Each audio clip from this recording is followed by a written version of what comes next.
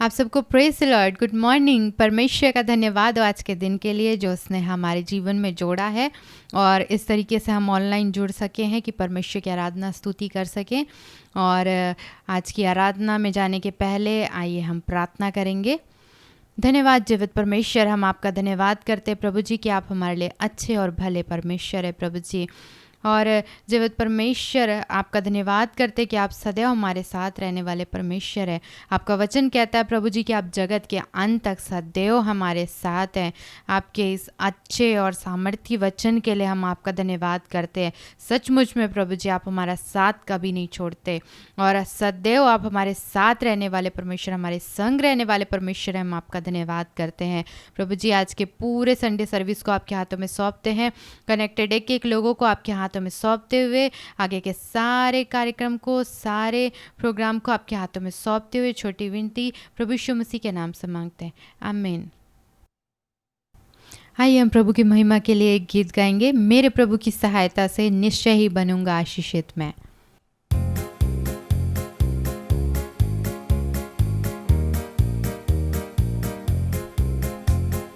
मेरे प्रभु की सहायता से निश्चय ही बनूंगा आशीषित मैं। उसके वचन का पालन करूंगा, उसके मार्गों पर चलता रहूंगा। मेरे प्रभु की सहायता से निश्चय ही बनूंगा आशीषित मैं। उसके वचन का पालन करूंगा, उसके मार्गों पर चलता रहूंगा। देश में आशीषित रहूंगा मैं, कामों में आशीष पाता रहूंगा। देश में आशीषित रहूंगा मैं, कामों में आशीष पाता रहूंगा। मेरे घर में कोई घटी ना होगी, जरूरतें सारी पूरी होवेगी। मेरे घर में कोई घटी ना होगी, जरूरतें सारी पूरी होवेगी। मेरे प्रभु की सहायता से निश्चय ही बनूंगा आशीषित मैं। उसके वचन का पालन करूंगा, उसके मार्गों पर चलता रहूंगा। मेरे प्रभु की सामर्थ से मेरे शत्रु सारे नाश होवेंगे। मेरे प्रभु की सामर्थ से मेरे शत्रु सारे नाश होवेंगे। मेरा जीवन उसका ही दान, तन मेरा बल भी पाता रहेगा। मेरा जीवन उसका ही दान, तन मेरा बल भी पाता रहेगा। मेरे प्रभु की सहायता से निश्चय ही बनूंगा आशीषित मैं। उसके वचन का पालन करूंगा, उसके मार्गों पर चलता रहूंगा। कर्ज लेने का कभी मौका ना होगा, देने का सौभाग्य सदा रहेगा। कर्ज लेने का कभी मौका ना होगा, देने का सौभाग्य सदा रहेगा। बहुताय से भरा रहूंगा सदा, मेरा प्रभु मुझको ऊंचा करेगा। बहुताय से भरा रहूंगा सदा, मेरा प्रभु मुझको ऊंचा करेगा। मेरे प्रभु की सहायता से निश्चय ही बनूंगा आशीषित मैं। उसके वचन का पालन करूंगा, उसके मार्गों पर चलता रहूंगा। जीवन साथी और सब मेरे बच्चों पर, मेरी संपत्ति पर भी आशीष रहेगी। जीवन साथी और सब मेरे बच्चों पर, मेरी संपत्ति पर भी आशीष रहेगी। मेरी भलाई सदा होती रहेगी, बेटा मैं प्रभु का बना रहूंगा। मेरी भलाई सदा होती रहेगी, बेटा मैं प्रभु का बना रहूंगा। मेरे प्रभु की सहायता से निश्चय ही बनूंगा आशीषित मैं। उसके वचन का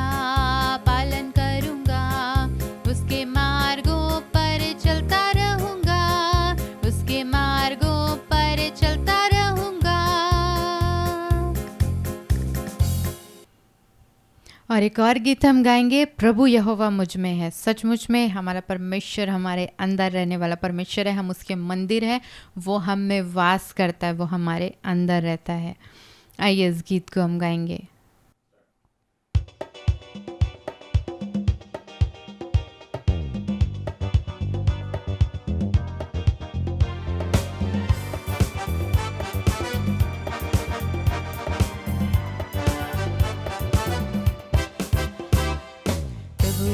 मुझ में है, आजकल उसका डेरा है, अपनी आँख से मुझको वो हरदम घेरे रहता है। प्रभु यहोवा मुझ में है, आजकल उसका डेरा है, अपनी आँख से मुझको वो हरदम घेरे रहता है। प्रभु यहोवा मुझ में है, बिनती से बढ़कर समझ से आगे काम वो मुझ में करता है, उसका मेरे अंदर बसना रहस्य है, रहस्य है।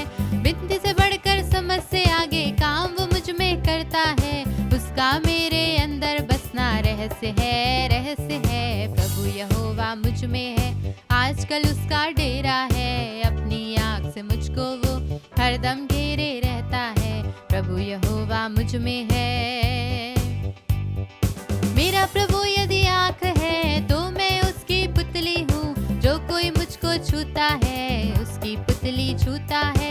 मेरा प्रभु यदि आँख है तो मैं उसकी पुतली हूँ, जो कोई मुझको छूता है उसकी पुतली छूता है। प्रभु यहोवा मुझ में है, आजकल उसका डेरा है, अपनी आँख से मुझको वो हरदम घेरे रहता है। प्रभु यहोवा मुझ में है, पराक्रमी है मेरा प्रभु, मुझको शस्त्र बनाता है, मुझको धनुष का तीर बनाकर शत्रु को गिराता है।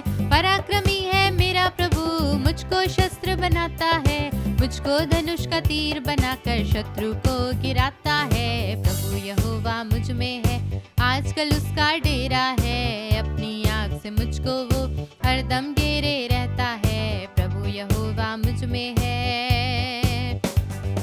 मेरा प्रभु जी आ रहा संतों को ले जाने को, अपने राज्य में हमें बिठाकर शिरोमणि बनाने को।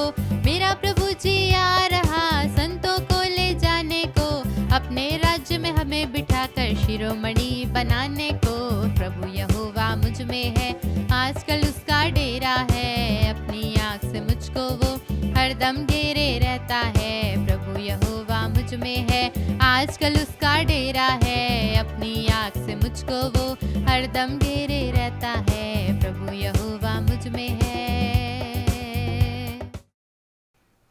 आइए हम उस जीवित परमेश्वर की आराधना करेंगे, उसकी स्तुति करेंगे, उसकी महिमा करेंगे। हालेलुया, धन्यवाद जीवित परमेश्वर। श्यंदरलबा रखोरियंतरलबा श्यंतरलबा। Thank you Jesus, thank you Lord. आपकी आराधना हो प्रभु, आपकी स्तुति हो, आपकी महिमा हो जीवित परमेश्वर। महिमा में परमेश्वर आपकी आराधना करते हैं जीवित परमेश्वर। आपके नाम को हम ऊंचा उठाते हैं, धन्य कहते और सराहते हैं जीवित परमेश्वर। आपकी सारी आशीषों के लिए आपका धन्यवाद करते हैं, आपकी सारी भलाइयों के लिए आपका धन्यवाद करते हैं जीवित परमेश्वर। हो रबा शखा रबा नमा शेखेरेले बेरी अंतरलबा शियंतरलबा शखो रिबारा कांतरेले बेरी अंतरलबा शदो रबा नमा शंदरलबा रखो रियंतरलबा शेखेतेरेले बेरी अंतरलबा। धन्यवाद जीवित परमेश्वर, आपकी महिमा हो, आपकी स्तुति हो जीवित परमेश्वर, आपकी आराधना हो प्रभु। Hallelujah, thank you Jesus, thank you Lord. आपका धन्यवाद करते हैं प्रभु जी। प्रभु यीशु मसीह, आप हमारे भरोसा है प्रभु जी, और आप ही हमारे सहारा है जीवित परमेश्वर। हम आपका धन्यवाद करते हैं जीवित परमेश्वर। Thank you Lord, thank you Jesus. Hallelujah.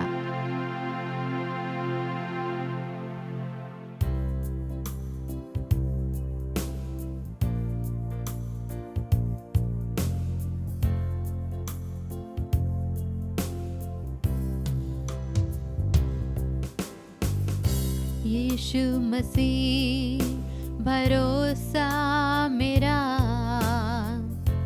तू ही सहारा है मेरा। मुश्किल समय में तू ही दिला साथ रहेगा तू सदा। करुणा भलाई तेरी सदा रहेगी मुझ पर। तेरी विश्वास योग्यता देखूंगा मैं उम्र भर। मैं हाथ उठाकर गाऊंगा, यीशु तेरा नाम रहे ऊंचा। मैं हाथ उठाकर गाऊंगा, यीशु तेरा नाम रहे ऊंचा। मौत से है बचाया तूने, जीवन नया है दे दिया। नाम लेकर पुकारा मुझे, महिमा से मुझको भर दिया। करुणा भलाई तेरी सदा रहेगी मुझ पर। तेरी विश्वास योग्यता देखूंगा मैं उम्र भर।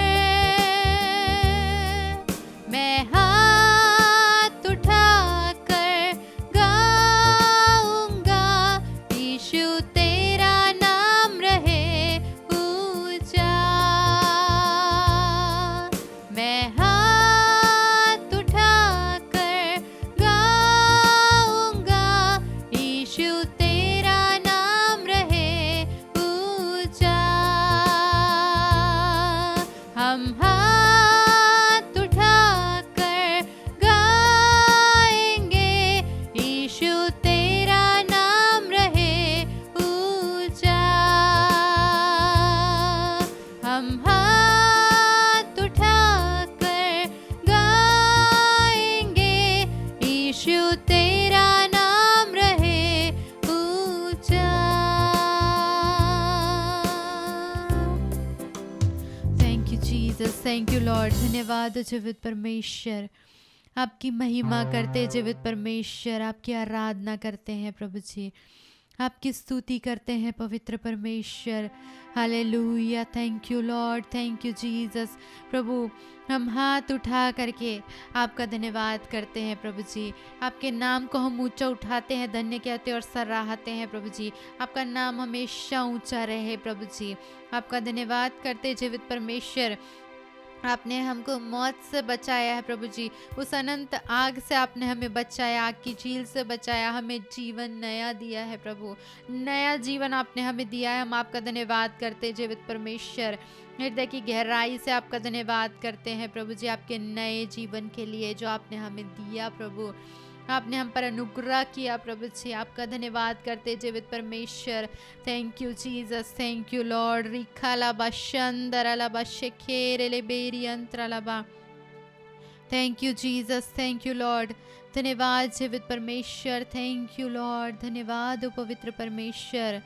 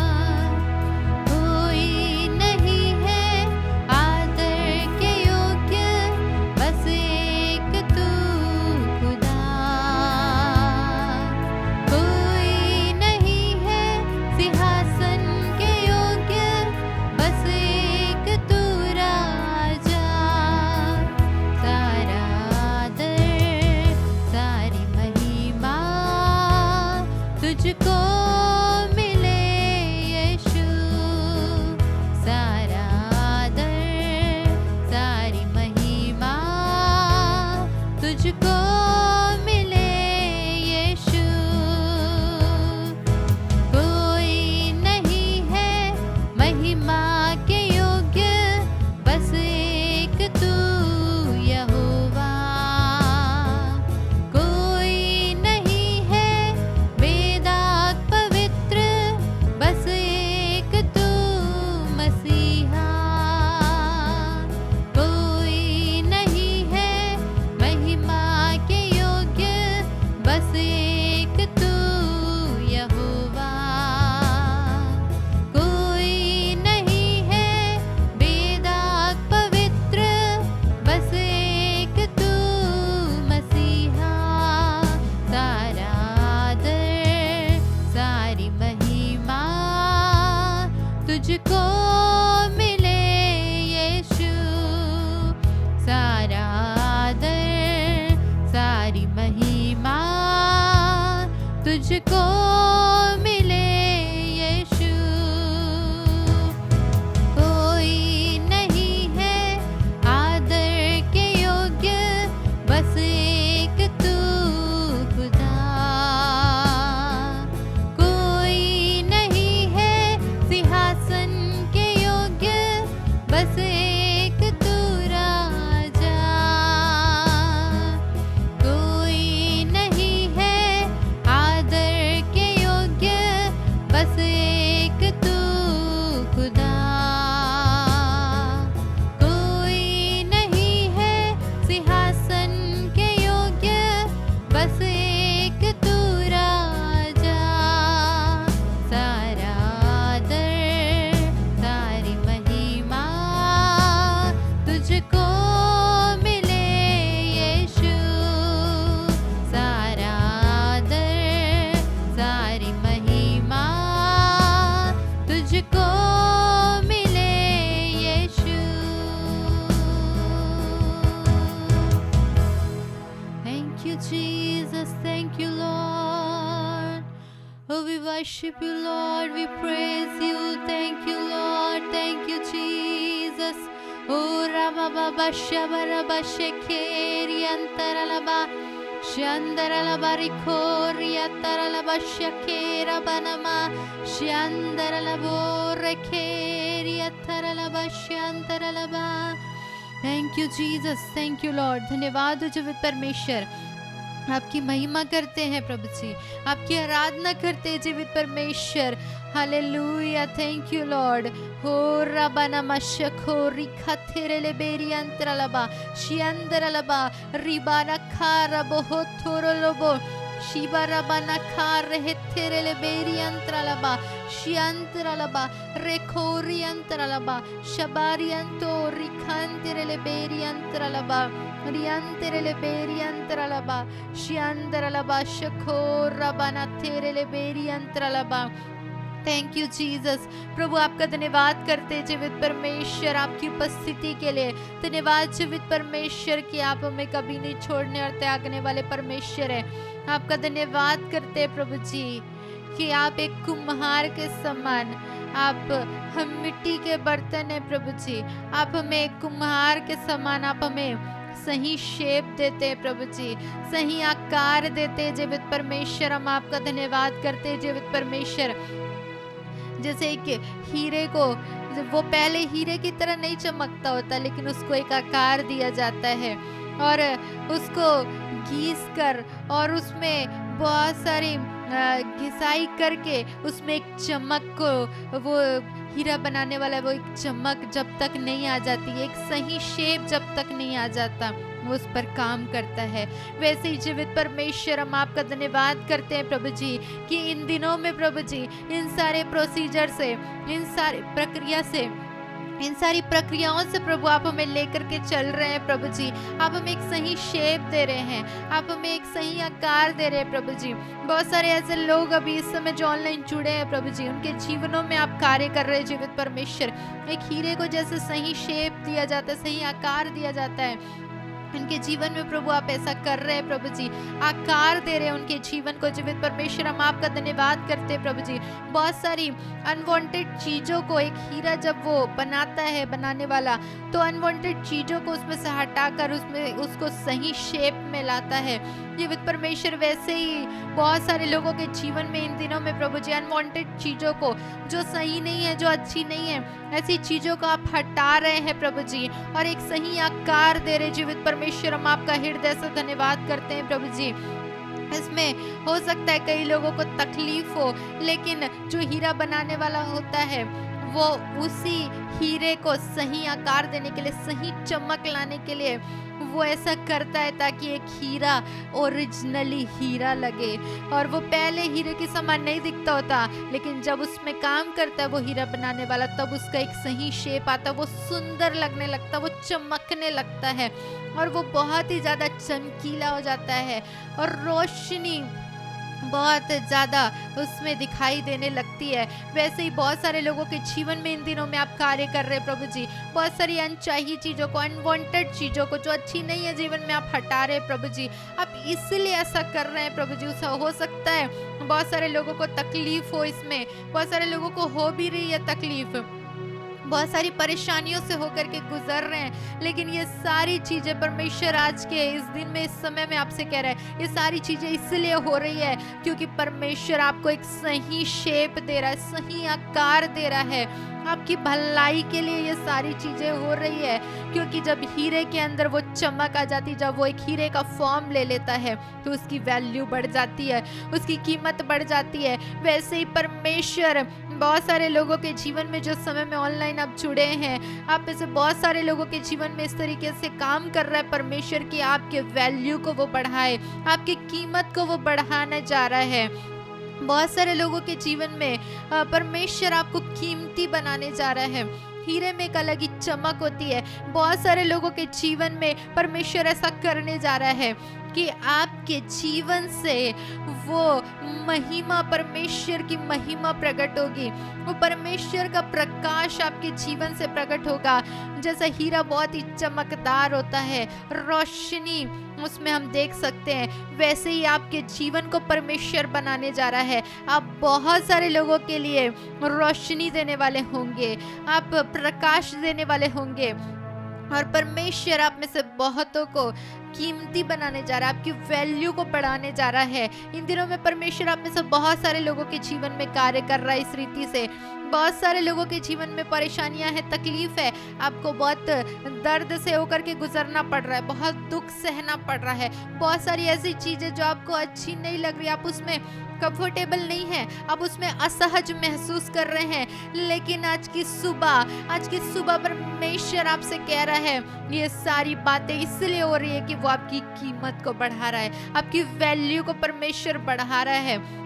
वो आपको अगले स्तर में लेकर के जा रहा है, वो आपको नेक्स्ट लेवल में लेकर के जा रहा है, आपके स्तर को बढ़ा रहा है, आपके आत्मिक स्तर को बढ़ा रहा है। जब हीरे को जब खदान से निकाला जाता है, वो उसमें कोई शेप नहीं होता, उसमें कोई उतनी सुंदरता नहीं होती है, लेकिन जब उसका सही आकार हो जाता है तब वो सुंदर लगने लगता है, तब वो चमकदार हो जाता है, तब उसकी वैल्यू बढ़ जाती है, उसका और उसका मूल्य बढ़ जाता है। ऐसे ही परमेश्वर आप में से बहुत सारे लोगों के साथ कर रहा है। हो रबा शबा रबा रखा थेरे ले बेरी अंतरालबा शियांतो रबा रखा रे बेशेखेरे ले बेरी अंतरालबा शिकोरी अंतरालबा शियांतरालबा।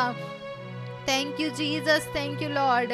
जीवित परमेश्वर आपको मारे प्रभु, और हम सब मिट्टी हैं, आप जैसा हमें आकार दीजिए प्रभु जी। हम जानते हैं प्रभु कि हर एक बातें हमारे लिए भलाई की है। जीवित परमेश्वर आप जो भी हमारे लिए करते हैं अच्छा और भला करते हैं। जीवित परमेश्वर आप हमें आकार दीजिए।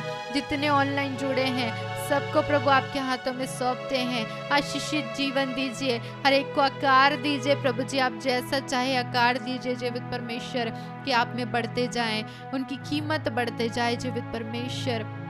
हर एक बातों में हम आपका धन्यवाद करते हैं प्रभु जी। हर एक को आपके हाथों में सौंपते हुए, आगे के सारे समय को आपके हाथों में सौंपते हुए प्रभु, वचन की सेवकाई को भी आपके हाथों में सौंपते जीवित परमेश्वर।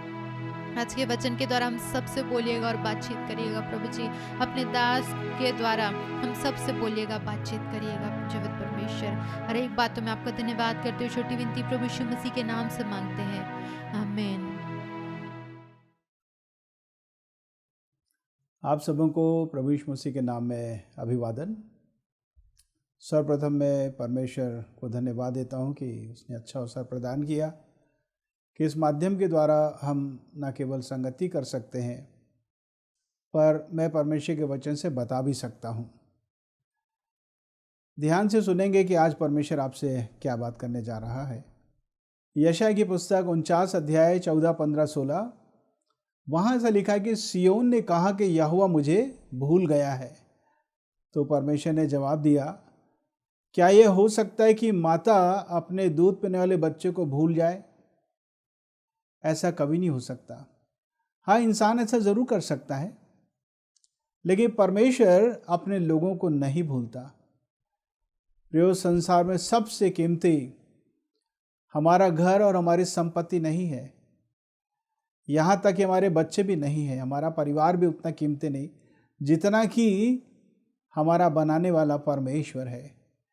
मेरे कहने का यह मतलब नहीं कि हम अपने परिवार की सुधि न लें, ज़रूर से सुधि लें, लेकिन सबसे बड़ी बात जो कीमती है, अनमोल है, वो है परमेश्वर की उपस्थिति। मैं आपसे कहना चाहता हूँ,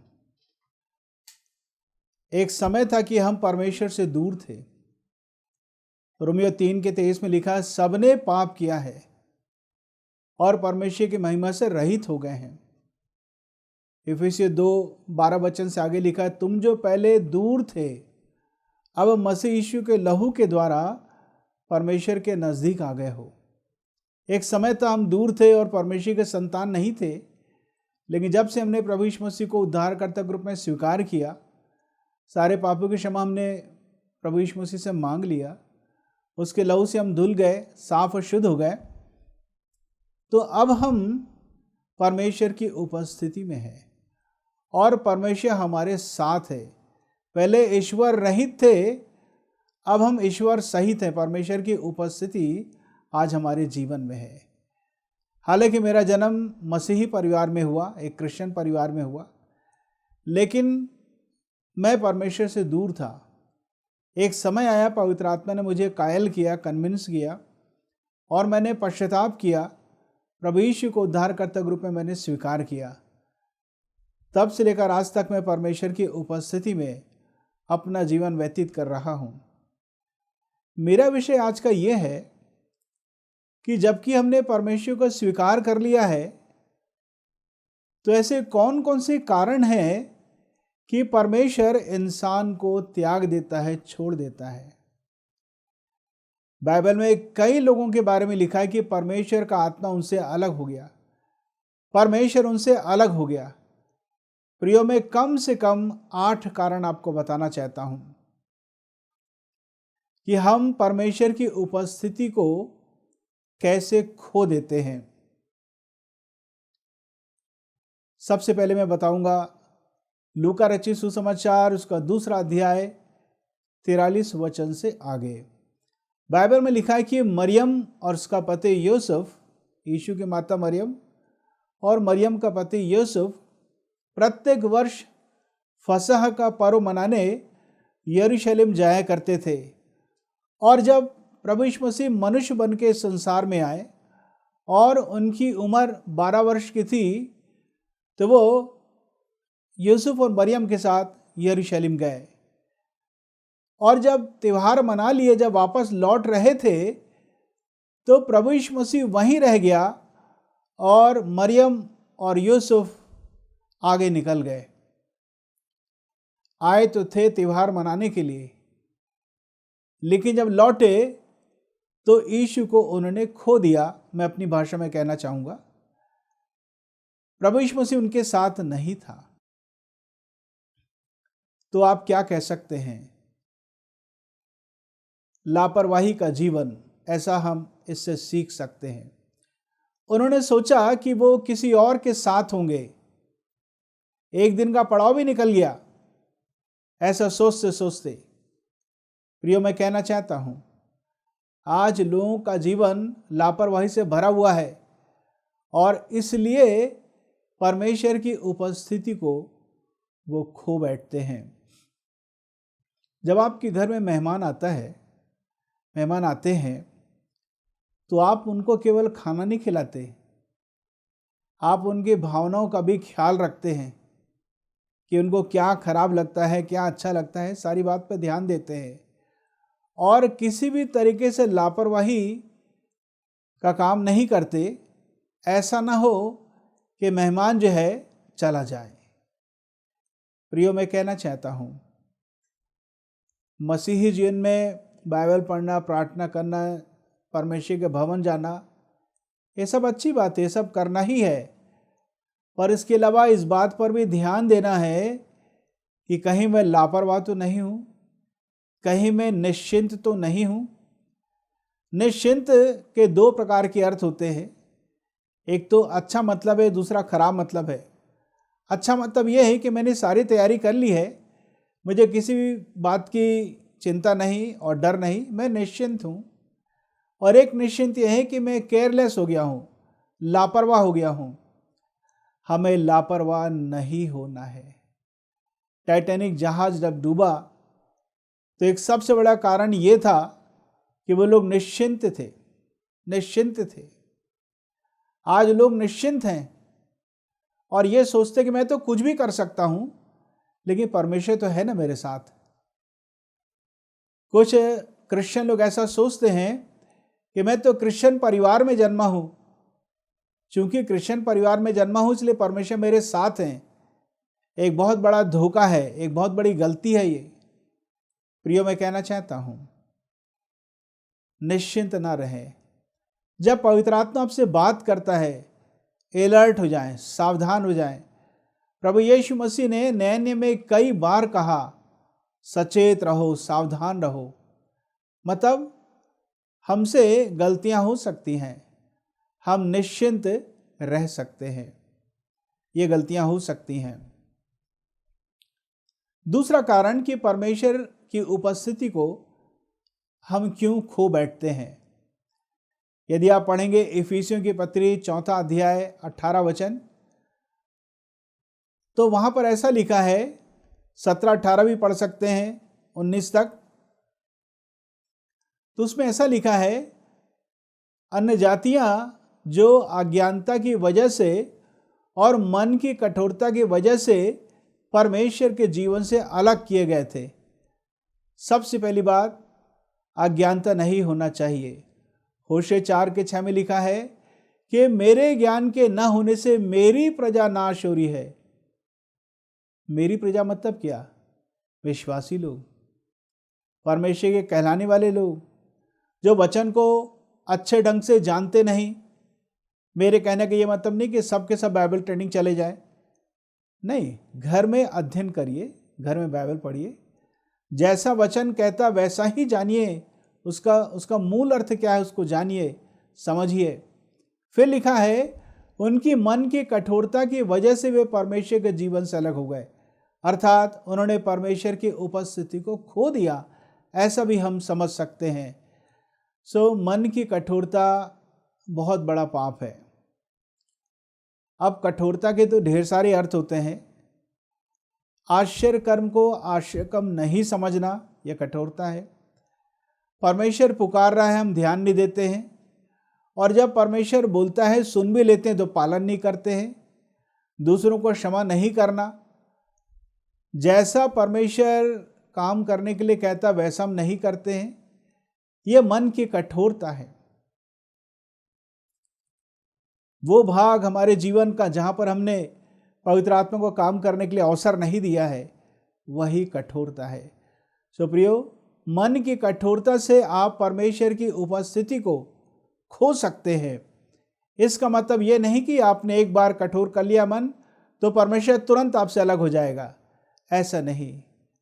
परमेश्वर को बहुत समय लगता है एक मनुष्य के जीवन से अलग होने के लिए, क्योंकि परमेश्वर सहनशील है, धीरजवंत है और प्रेम से भरा हुआ परमेश्वर है।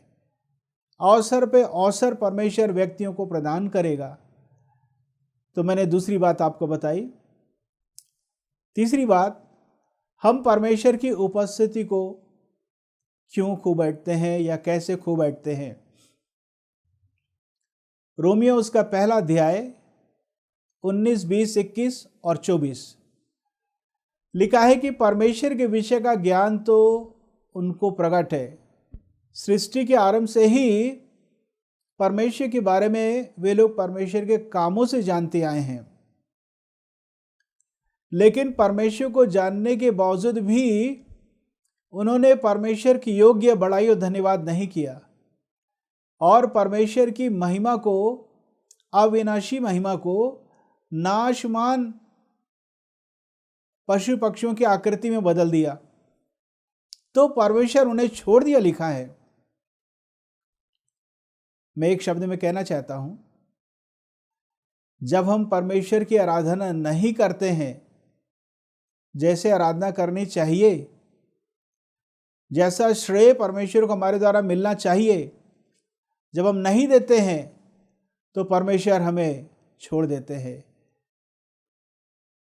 मेरे कहने का ये मतलब नहीं कि आज आपने धन्यवाद नहीं दिया, वर्शिप नहीं किया तो रात तक परमेश्वर आपको छोड़ देगा। ऐसा नहीं है। मैं आपसे ये कहना चाहता हूं, वर्शिप की लाइफ रखना है। आराधना कभी कभी हम करेंगे,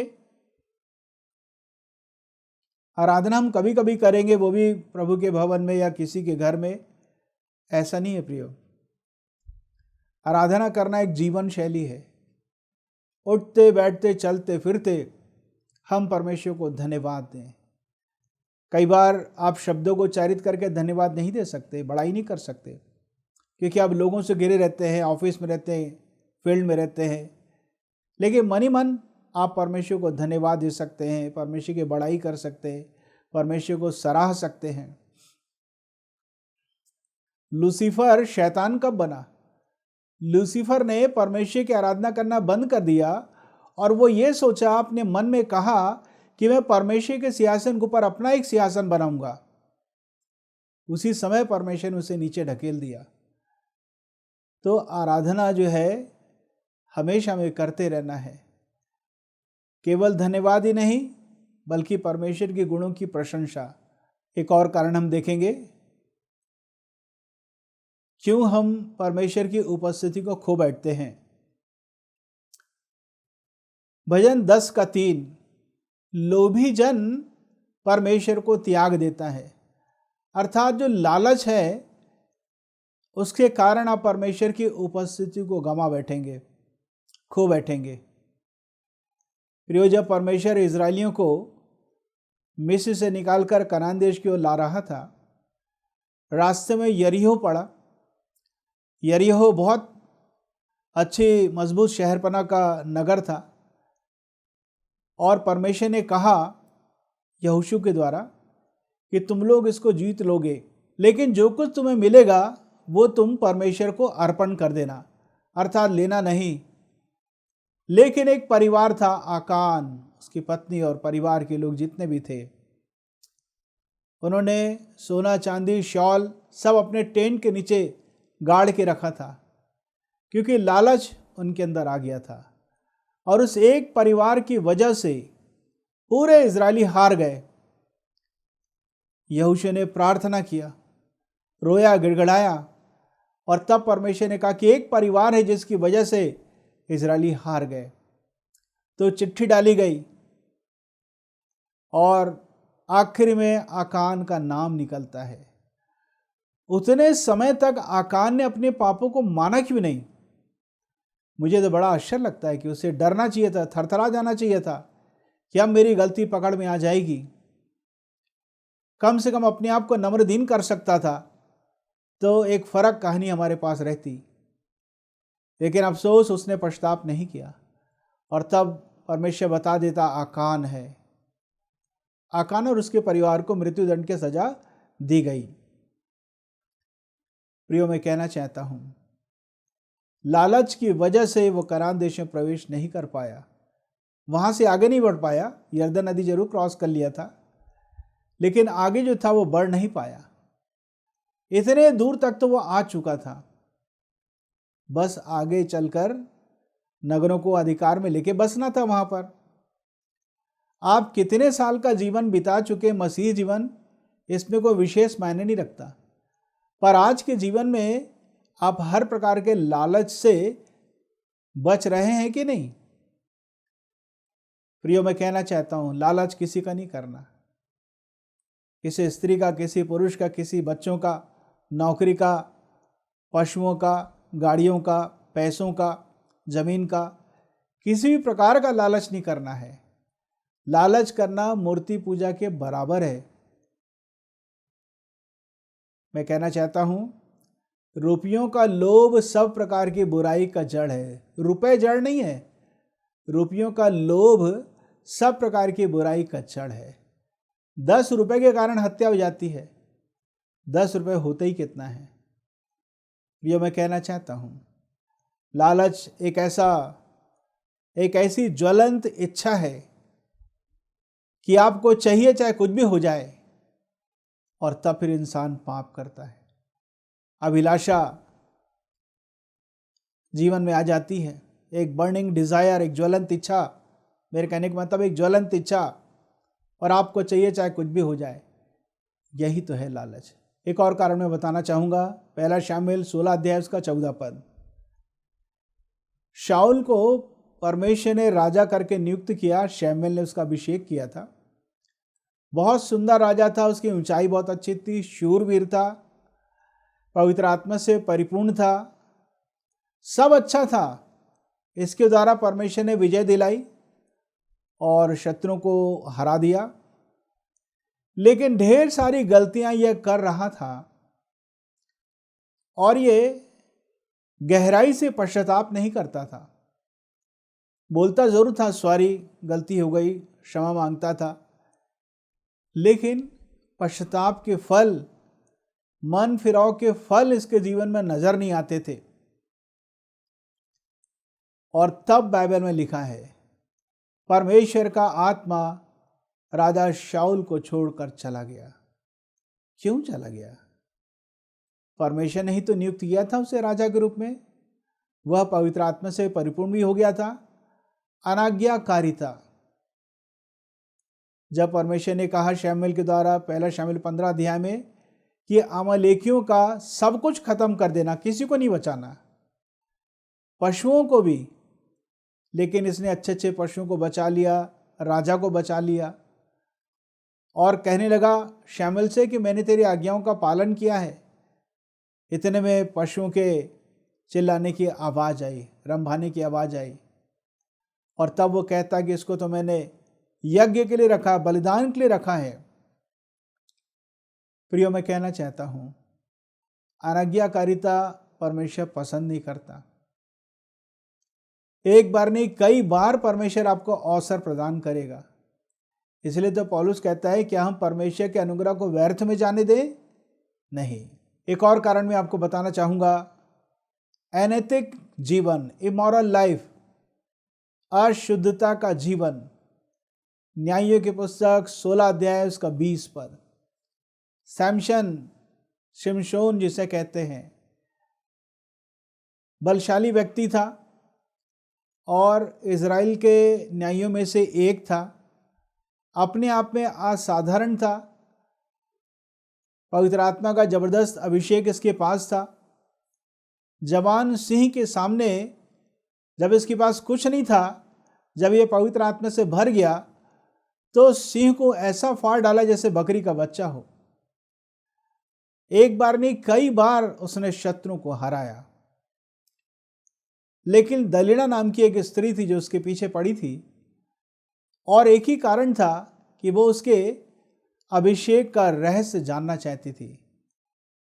उसके पास इतनी ताकत थी, उसका रहस्य क्या है वो स्त्री जानना चाहती थी, और जानकर उसे निर्बल बना देना चाहती थी, उसे साधारण बना देना चाहती थी। क्योंकि सैमसन आखिरकार वो इंसान ही था, रोबोट नहीं था, मशीन नहीं था। और कई बार सैमसन ने झूठ बोला कि ऐसा करने से मैं निर्बल हो जाऊंगा, वैसा करने से निर्बल हो जाऊंगा। झूठ काहे के लिए बोलना? यदि आप झूठ बोल रहे हैं, आप खतरे में हैं। यह ना कहें कि मैं तो उसकी जान बचाने के लिए कह रहा था, उसकी नौकरी बचाने के लिए कह रहा था। झूठ तो बोलना ही नहीं है। झूठ के बोलने वाले, झूठ के गढ़ने वाले नरक की आग में डाल दिए जाएंगे। लिखा झूठी गवाही नहीं देना, यानी कि झूठ बोलना ही नहीं है। प्रियो, परमेश्वर सत्य है, प्रभु यीशु मसीह सत्य है, पवित्र आत्मा सत्य है और तेरा वचन सत्य है, ऐसा लिखा बाइबल में। सत्य के द्वारा संसार को, पापों को जीत लेना है, हरा देना मतलब उनको, और हमको जय प्राप्त करना है। सो हर प्रकार के झूठ से बच कर रहें, यानी कि मसीही जीवन के लिए भी झूठ ना बोलें। यह ना कहें कि मैं वैसे तो चर्च गया था, परंतु यदि कोई पूछेगा कहाँ गया था तो मैं बोलूँगा दोस्त के घर गया था, मित्र के घर गया था।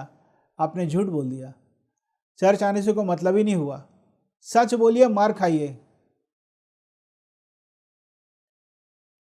प्रियो, मैं कहना चाहता हूँ, आखिरकार सैमसन को बताना ही पड़ा, और जब उसने बता दिया तो ऐसा हुआ, जब वो स्त्री चिल्लाई, देख सैमसन, पलिश्ती तेरे घात में है, वो चौंक कर उठा ताकि पहले के समान पलिश्तियों का सामना करे, परंतु परमेश्वर का आत्मा उसे छोड़कर जा चुका था। इतने अफसोस की बात कि उसे पता ही नहीं चला कि परमेश्वर उसे छोड़कर जा चुका है। प्रियो, जब लाइट जाती है ना तो तुरंत पता चलता है। हमारा जब इंटरनेट काम करना बंद करता है ना, तुरंत हमको पता चलता है। यानी कि सारी चीज़ें पता चल जाती हैं, लेकिन ये कैसे पता नहीं चला कि परमेश्वर छोड़ के चला गया है? यानी कि वो इतना सेंसिटिव नहीं था, इतना संवेदनशील परमेश्वर के प्रति नहीं था। आगे बढ़ेंगे। एक और कारण कि इंसान कैसे परमेश्वर की उपस्थिति को खो बैठता है। यशायाह नबी की पुस्तक उसका 63 अध्याय उसका 10 पद लिखा कि उन्होंने पवित्र आत्मा को शोकित किया, पवित्र आत्मा के विरोध में चले, और तब परमेश्वर पलट कर उनका शत्रु हो गया। अर्थात अब परमेश्वर उनके पक्ष में नहीं था, परमेश्वर उनके साथ नहीं था, परमेश्वर छोड़ दिया, बल्कि उनके विरोध में हो गया। कितनी खतरनाक बात लिखी है। क्यों ऐसा हुआ? परमेश्वर ने त्याग क्यों दिया? क्योंकि उन्होंने पवित्र आत्मा को शोकित किया। लिखा है कि पवित्र आत्मा को शोकित ना करो। वैसे शोकित करने का मतलब क्या होता है? आप जब किसी के व्यवहार से दुखित होते ना, आपको कैसा लगता है? आप शोकित हुए। आप हैं उनके साथ, पर वो बात आपको खराब लगी। कई बार लोग बोलते हैं ना, पानी तक के लिए नहीं पूछे, घर के अंदर आने तक के लिए नहीं बोले, बैठने के लिए नहीं बोले। तो छोटी छोटी बात के लिए हम लोग इतना ज़्यादा सोचते हैं। अभी कुछ दिन पहले ही मैं सोच रहा था कि हम लोग इतना ज़्यादा सोचते हैं तो पवित्र आत्मा कितनी अपेक्षा करता होगा हमसे, क्योंकि संसार में जितने भी हैं उन सब से बढ़कर परमेश्वर है, पवित्र आत्मा है। वो आपके साथ है। इस संसार का बनाने वाला परमेश्वर आपके साथ है। आपको कितना ध्यान देना चाहिए। सबसे बड़ी बात, आपको समय देना चाहिए। सो पवित्र आत्मा को शोकित ना करें। जब पवित्र आत्मा आपको मना करता है ये काम नहीं करो, तो नहीं करना चाहिए। यदि आप वही काम करते हैं तो आप शोकित कर रहे हैं। और जब पवित्र आत्मा आपको आदेश देता है ये काम आपको करना है और आप नहीं करते हैं, आप खतरे में हैं। आप शोकित तो कर ही रहे हैं, पर आप सुरक्षा के दायरे से बाहर जा रहे हैं। प्रियो, मैं कहना चाहता हूं, ऐसा ना हो कि आप परमेश्वर की उपस्थिति को खो बैठें। एक और कारण हम देखेंगे, दूसरा इतिहास उसका 15वां अध्याय उसका 2 वचन। ओदेद के पुत्र अजरिया के जीवन में ऐसा हुआ कि वह पवित्र आत्मा से भर गया। देखिए, उसके पास एक संदेश था, और वो संदेश आसा नाम के एक राजा के पास जाकर कहता है, यदि तुम परमेश्वर की खोज करोगे तो वह तुमसे मिला करेगा, और यदि तुम परमेश्वर के साथ रहोगे तो वह तुम्हारे साथ रहेगा, परंतु यदि तुम परमेश्वर को त्याग दोगे, छोड़ दोगे, तो वह तुम्हें छोड़ देगा, तुम्हें त्याग देगा। तो देखा जाए त्यागना या छोड़ देना यह परमेश्वर की तरफ से पहले होता है कि हमारी तरफ से पहले होता है? हमारी तरफ से होता है पहले, क्योंकि परमेश्वर तो माँ और पिता से बढ़कर हमसे प्रेम रखता है। मैंने प्रारंभ में बताया कि माँ अपने दूध पीते बच्चे को कैसे छोड़ सकती है, एक बड़ा बच्चा हो गया तब भी नहीं छोड़ सकती। मतलब परमेश्वर कभी त्याग नहीं सकता, कभी छोड़ नहीं सकता। तो वो गलती हम लोग करते हैं। परमेश्वर तो सिद्ध है, हम लोग ही परमेश्वर को त्याग देते हैं और छोड़ देते हैं। मैं ये कहना चाहता हूँ, हम परमेश्वर की तरफ ध्यान देना बंद कर देते हैं। जब हम समस्याओं में थे, जब हम परेशानी में थे, नौकरी नहीं थी और बेरोजगारी थी, बड़ी समस्या थी, हम रोज प्रार्थना करते थे, रोज बाइबल पढ़ते थे, सभाओं में जाया करते थे। लेकिन जब नौकरी लगी, पैसे आने लगे, जब स्थितियां सुधर गईं, तो धीरे धीरे बाइबल पढ़ना बंद हो गया, प्रार्थना करना बंद हो गया, सभाओं में आना बंद हो गया। अब तो हम परमेश्वर का नाम भी नहीं लेते। कई लोगों के साथ ऐसा ही होता है, अर्थात अब वो परमेश्वर को छोड़ चुका है। मैं आपसे कहना चाहता हूँ, परमेश्वर की उपस्थिति को आप उसी समय खो बैठेंगे जब आप गलत निर्णय लेंगे। गलत निर्णय लेंगे तो आप परमेश्वर को भूल जाएंगे और परमेश्वर को खो देंगे। प्रियो, मैं कहना चाहता हूँ, पता नहीं यह सच्ची घटना है या कहानी है, मुझे नहीं मालूम। एक बार एक व्यक्ति को प्रभु यीशु मसीह का चेहरा पेंटिंग करना था। एक चित्रकार को प्रभु यीशु मसीह का चेहरा बनाना था। वो एक व्यक्ति को ढूंढ रहा था, तो एक बहुत अच्छा व्यक्ति मिला जो बहुत अच्छा विश्वासी था, प्रभु का जन था। और उसके चेहरे को देखकर उसने प्रभु यीशु मसीह के चेहरे की कल्पना किया कि ऐसे इसके परमेश्वर होंगे प्रभु यीशु मसीह। बहुत साल के बाद वही चित्रकार एक ऐसे व्यक्ति से मिलता है, वो सोचता कि मुझे अब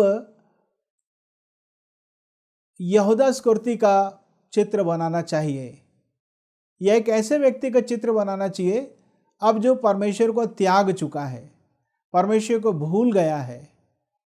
तो वो उस व्यक्ति से मिलता और कहता है कि मैं आपके चेहरे को पेंटिंग के द्वारा बनाना चाहता हूँ, कागज पर आपका चेहरा मैं बनाना चाहता हूँ। उसने पूछा, कारण क्या है, क्यों बनाना चाहते हो? उसने कहा कि आज से कई साल पहले मैंने एक व्यक्ति का चेहरा बनाया था कि संभवतः इसी प्रकार के दिखते होंगे प्रभु यीशु मसीह, लेकिन अब मैं ऐसा चेहरा बनाना चाहता हूँ, ऐसे व्यक्ति का चेहरा जिसकी संगतियाँ परमेश्वर के साथ नहीं, वो परमेश्वर से दूर जा चुका है, परमेश्वर की उपस्थिति को खो चुका है। प्रियो, आपको मालूम क्या हुआ? उस व्यक्ति के आंसू बहने लग गए। उसने कहा कि सर, मैं वही व्यक्ति हूँ जिसका फोटो आपने बनाया था। उस समय मैं परमेश्वर के साथ साथ था, लेकिन अब मैंने परमेश्वर की उपस्थिति को खो दिया है। पता नहीं यह कहानी सच है या किस प्रकार की है, लेकिन इसका निचोड़ इसी प्रकार का था जो मैंने आपको बताया। मैं आपको ये कहना चाहता हूँ, परमेश्वर अपने आप से आपसे अलग नहीं होगा, दुख तकलीफ परेशानी में आपसे अलग नहीं होगा, वो आपके साथ रहना चाहता है। आप महसूस करें या ना करें, हम विश्वास से चलते हैं, बाइबल में लिखा है।